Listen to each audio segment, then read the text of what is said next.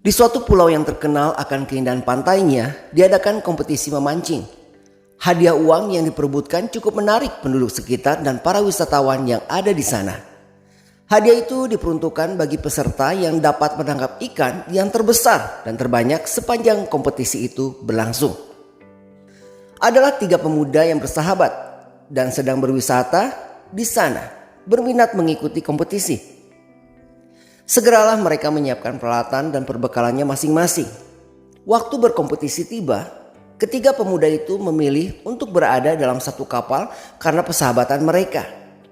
Pemuda pertama memilih berada di sisi kanan kapal.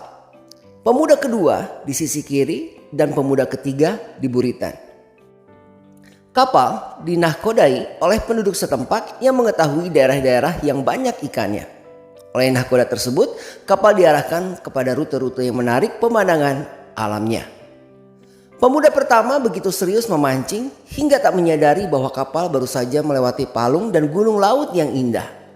Ikan-ikan terbang dan lumba-lumba yang berlompatan. Waktu terasa begitu lama sebelum strike pertama ia dapatkan. Strike berikutnya saling susul-menyusul. Dan pada akhirnya banyak ikan yang ia dapatkan dan beberapa diantaranya cukup besar. Pemuda yang kedua sibuk mencari posisi duduk yang teraman. Karena tiap kapal terguncang oleh ombak yang besar, maka air pun membasahi bajunya. Hingga di tengah perjalanan akhirnya ia pun mendapatkan tempat teraman di belakang nahkoda.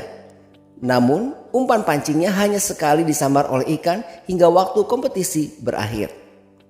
Pemuda ketiga juga memasang pancingnya di buritan kapal. Namun saat kapal melewati palung dan gunung laut, ia menghentikan kegiatan memancingnya itu lalu mengambil kameranya untuk mengabadikan pemandangan indah yang dilihatnya. Begitu pula ketika lumba-lumba berlompatan di dekat kapal, ia pun sedang mendekati sisi kapal yang terdekat hingga bajunya basah semua. Namun tidak ia hiraukan karena tenggelam dalam rasa kagum. Kadang umpan pancingnya disambar meski tak semua dapat diselesaikannya. Ketika pemuda yang bersahabat itu akhirnya menyelesaikan kompetisi memancing. Dan ternyata si pemuda pertama berhasil memenangkan kompetisi. Mereka pun kembali ke rumahnya masing-masing dengan membawa cerita dan kesan yang berbeda-beda. Hidup seperti ketiga pemancing itu.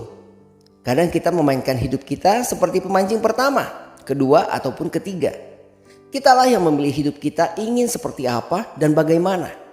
Namun apakah kita sudah bahagia? Bahagia seperti apa? Hanya hati dan kesadaran diri untuk memahami panggilannya yang dapat menjawabnya.